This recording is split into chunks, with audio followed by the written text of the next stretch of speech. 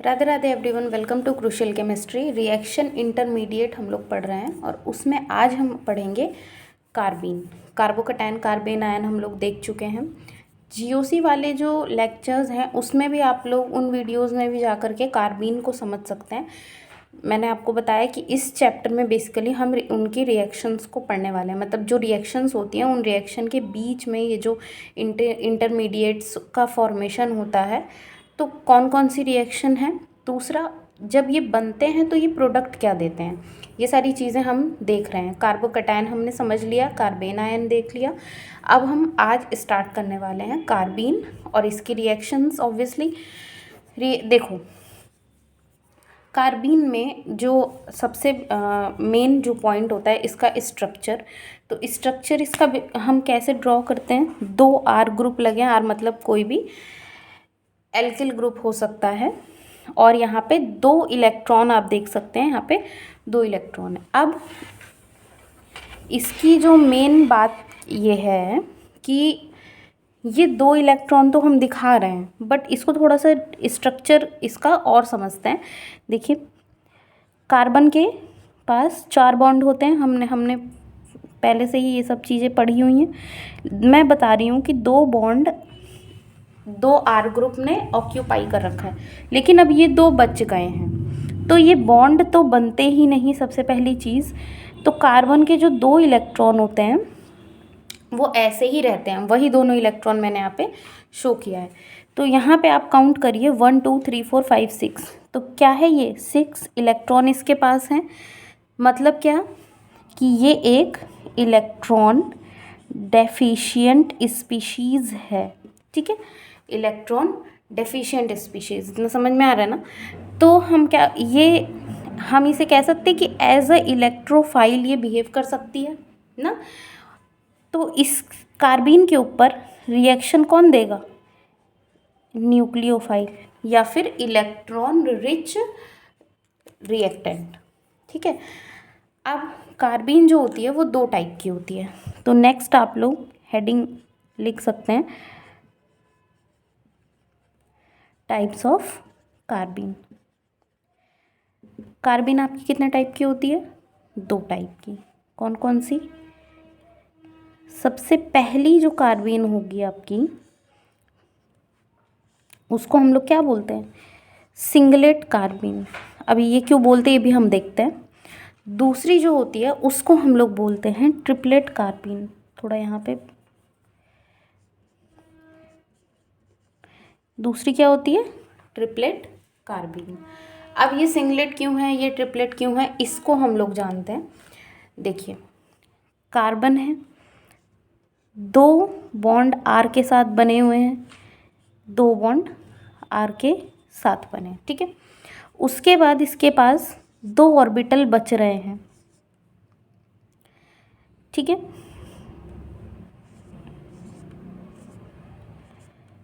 एक यहाँ छोटा सा बना लीजिए। इसके बाद इस पे दो ऑर्बिटल बचे, दो, ये एक सिग्मा बना हुआ है, एक सिग्मा बना हुआ है। बट अब ये जो ऑर्बिटल हैं दो इलेक्ट्रॉन है कार्बन के पास। सिंगलेट कार्बीन में क्या होता है कि ये दोनों ही इलेक्ट्रॉन आपके एक ही ऑर्बिटल में होते हैं, और ट्रिपलेट कार्बीन में क्या होता है कि दोनों और इलेक्ट्रॉन आपके दो अलग अलग ऑर्बिटल में प्रेजेंट होते हैं, ठीक है। अब इसमें हम देख सकते हैं कि ये दोनों ही इलेक्ट्रॉन एक में हैं, तो ये वाला ऑर्बिटल क्या है, एम्प्टी, और इसके दोनों ऑर्बिटल हाफ फिल्ड हैं ना। फुल फिल्ड कब होंगे, जब दो इलेक्ट्रॉन होंगे, एक ही इलेक्ट्रॉन है तो हाफ फिल्ड हुआ कि नहीं, तो ये हाफ फिल्ड। अच्छा, और एक बात मैं क्या बता रही थी कि ये सिंगलेट क्यों है और ये ट्रिपलेट क्यों है। देखो, स्पिन मल्टीप्लिसिटी हम लोग निकालते हैं, स्पिन मल्टीप्लिसिटी, इसका फॉर्मूला क्या होता है, 2s+1। अब ये होती क्या है, इसको हम फर्दर आगे, अभी तो ऑर्गेनिक पढ़ रहे हैं, थोड़ा सा जब हम आगे पढ़ेंगे स्पेक्ट्रा वगैरह, वहाँ पे हम लोग देखेंगे कि ये सब चीज़, ये टर्म्स का मतलब क्या है। फिलहाल ये फॉर्मूला इसका होता है स्पिन मल्टीप्लिसिटी 2s+1।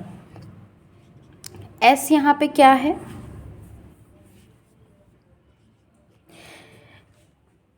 स्पिन। यहाँ पे देखो 2 इलेक्ट्रॉन है, एक अप फील्ड एक डाउन फील्ड, समझ में आ रहा है, एक अप एक डाउन फील्ड, 2 फील्ड में है। तो ये इसकी मतलब तब S की वैल्यू हो जाती है 0। ठीक है, अप फील्ड डाउन फील्ड है, दोनों एक दूसरे के मतलब इलेक्ट्रॉनिक बिहेवियर को कैंसिल एक तरीके से कर रहे हैं। ये अप डायरेक्शन में जा रहा है, ये डाउन डायरेक्शन में, तो रिजल्टेंट इसका क्या हो गया, 0 हो गया। उसके बाद यहाँ पे 1 हो गया, ये टर्म 0, ये आ गया हमारा 1। मतलब सिंगलेट का मतलब समझ, स्पिन मल्टीप्लिसिटी इसकी सिंगल है, सिंगलेट है 1। यहाँ पे भी ये फॉर्मूला अप्लाई करते हैं, 2s + 1, यहाँ पे क्या है 2। अब स्पिन मल्टीप्लिसिटी हमें बताना है, ये भी अप फील्ड है, सपोज ये भी अप फील्ड है, भाई इसमें कोई और तो है नहीं इलेक्ट्रॉन।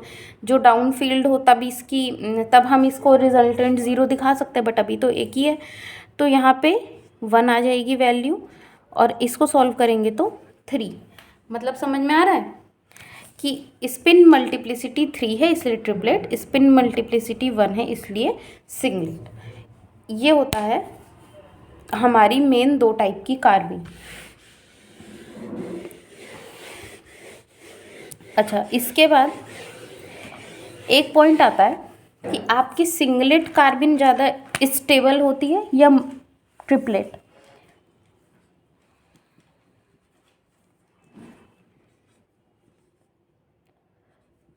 ये सिंगलेट,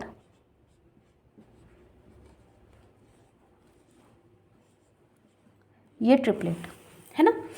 अब दोनों में से स्टेबल कौन सी होती है, तो जनरली स्टेबल कौन सी होती है, ये ए है ये बी है, तो हमारा जनरली बी वाली ट्रिपलेट कार्बिन जो है वो ज़्यादा स्टेबल होती है। ठीक है, बट अब इन आर ग्रुप्स पे भी, ये जो आर ग्रुप लगे हुए हैं ना, इन पे भी डिपेंड करता है। कुछ ऐसे केसेस होते हैं जिनमें सिंगलेट कार्बिन हमारी ज़्यादा स्टेबल होती है। वो केस क्या है, देखिए, अगर मैं यहाँ पे कोई इलेक्ट्रॉन डोनेटिंग ग्रुप लगा दूँ, ठीक है, जैसे मैंने क्लोरीन लगा दिया, या मान लो मैंने ब्रोमीन लगा दिया,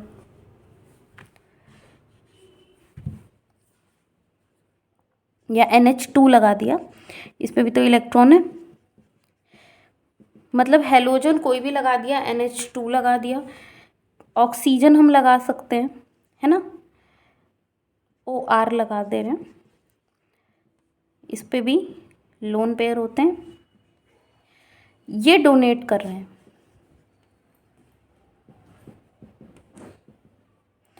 तो ये अपने लोन, और यहाँ पे आपके पास ये सिंगलेट कार्बिन है जो मैं 2 दिखा रही हूँ, ऐसे भी हम इनको रिप्रेजेंट करते हैं। ठीक है, चाहे डॉट शो करो चाहे इस तरीके से। कुल मिला के अगर आपकी आर जो ग्रुप है, ये वाले जो आर ग्रुप हैं, इनमें कोई हेट्रो एटम ऐसा लग जाए जिसके पास लोन पेयर हो और वो डोनेट करता हो ना, तब हम क्या बोलेंगे कि singlet कार्बिन is more stable then triplet. In cases की बात हो रही है, इन वाले, ठीक है। बट यहीं पे हेट्रो एटम हो और वो डोनेट करे अपना इलेक्ट्रॉन, मेरा ये कहने का मतलब है। अब जैसे मान लो एक ये मैंने यहाँ पे कुछ लगा दिया,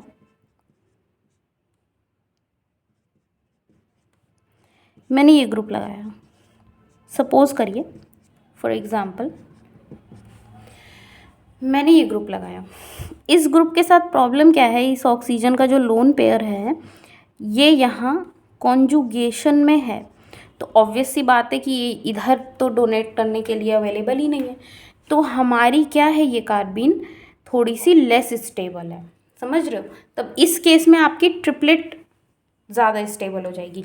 देखो है ये हेट्रो एटम, इस पर भी लोन पेयर है, मैंने क्या बताया कि हेट्रो एटम तो हो, उस पर लोन पेयर भी होगा, बट वो डोनेट करना चाहिए अपना लोन पेयर, है ना, इसकी तरह नहीं।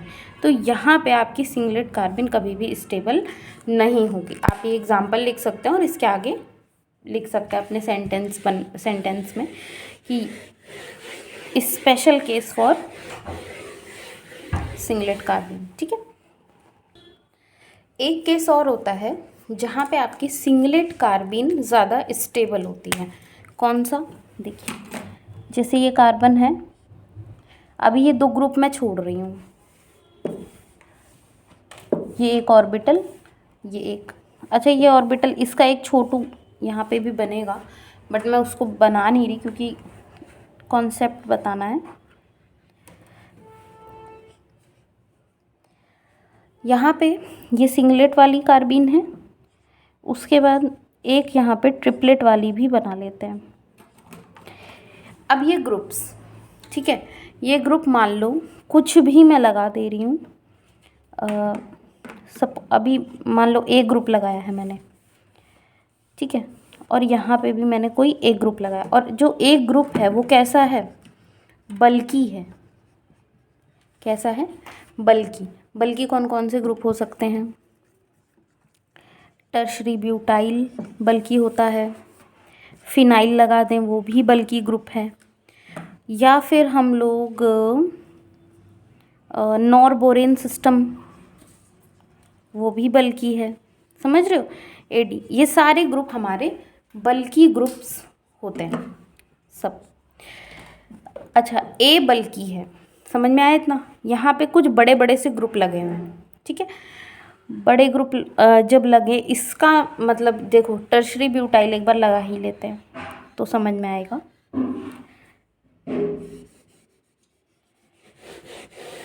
एक बार टर्शरी ब्यूटाइल लगा,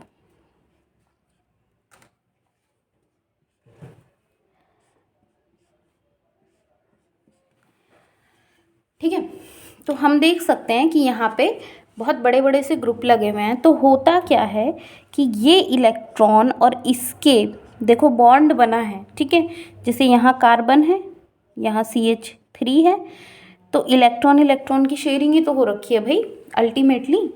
भाई C है और यहाँ पे क्या है? CH3, मैं इसकी बात कर रही हूँ, इस वाले पार्ट की। Electron electron electron electron sharing हो रखी है कि नहीं? इलेक्ट्रॉन दिख रहे हैं। ऐसे यहाँ पे सोचो और लगे होंगे,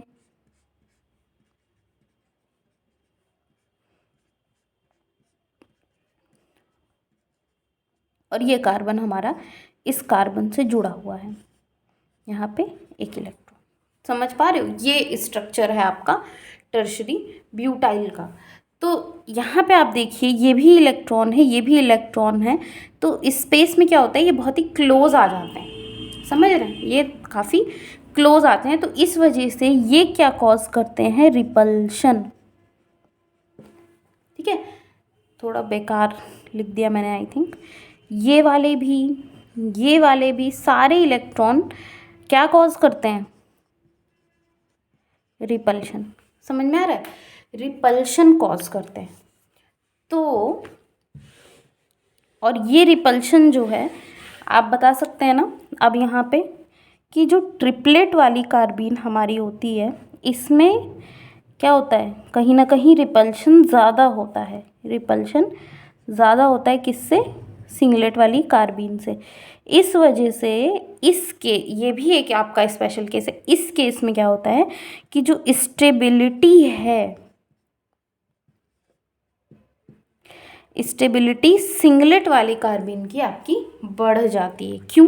क्योंकि इसके बगल में जो ऑर्बिटल प्रेजेंट है, यहाँ पे कोई इलेक्ट्रॉन नहीं होता, तो कंपैरेटिवली इसके ट्रिपलेट वाली के यहाँ पे ये वाला सिंगलेट कार्बीन हमारा इस वाले पोर्शन का रिपल्शन थोड़ा सा कम हो जाता है।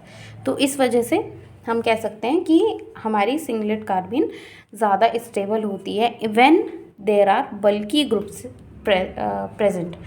उसके अलावा अभी मैंने इससे पहले कि यहाँ पे कोई हेट्रो एटम हो, उस पे लोन पेयर हो, वो डोनेट करे अपने लोन पेयर इसको, कार्बन को, तब हम बोलते हैं कि वो स्टेबल है। समझ में आ गया? सिंगलेट कार्बीन के 2 केसेस हैं, दोनों से आपको समझ में आएगा कि वो ज़्यादा स्टेबल होती है।